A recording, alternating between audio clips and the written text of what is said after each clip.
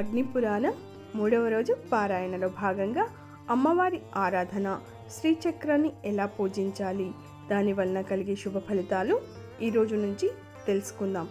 అమ్మవారు శాంత రూపాలు అంటే లక్ష్మి, గౌరీ, సరస్వతి, సిద్ధిమాత, బుద్ధిమాత ఇలాంటి రూపాలలో మనం ఆరాధన చేయవచ్చు.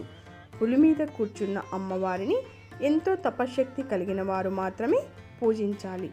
అమ్మవారికి నిత్యం గంధం సమర్పిస్తూ, ఆభరణాలతో అలంకరణ చేస్తూ, పూలమాలలతో పూజించవచ్చు. అంతేకాకుండా అమ్మవారిని అప్సరసలు కూడా పూజ చేస్తూ ఉంటారు.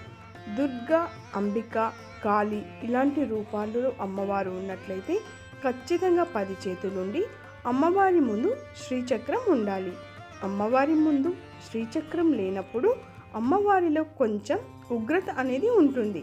ఆ ఉగ్రత తగ్గించడానికి జపం చేయాలి. జపం చేయనప్పుడు శ్రీచక్రం పెట్టి కుంకుమ పూజ చేయడం వల్ల అమ్మవారిలో ఉగ్రత తొలగుతుంది. అమ్మవారి అనుగ్రహం మనకు కలుగుతుంది.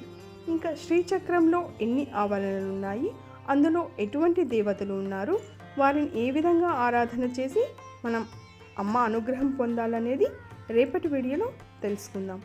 నిన్నటి వీడియోలో కాళీమాత పాదం కింద శివరూపం ఉన్నది. ఆ రూపం శివయ్యది కాదు, ఒక రాక్షసుడిది.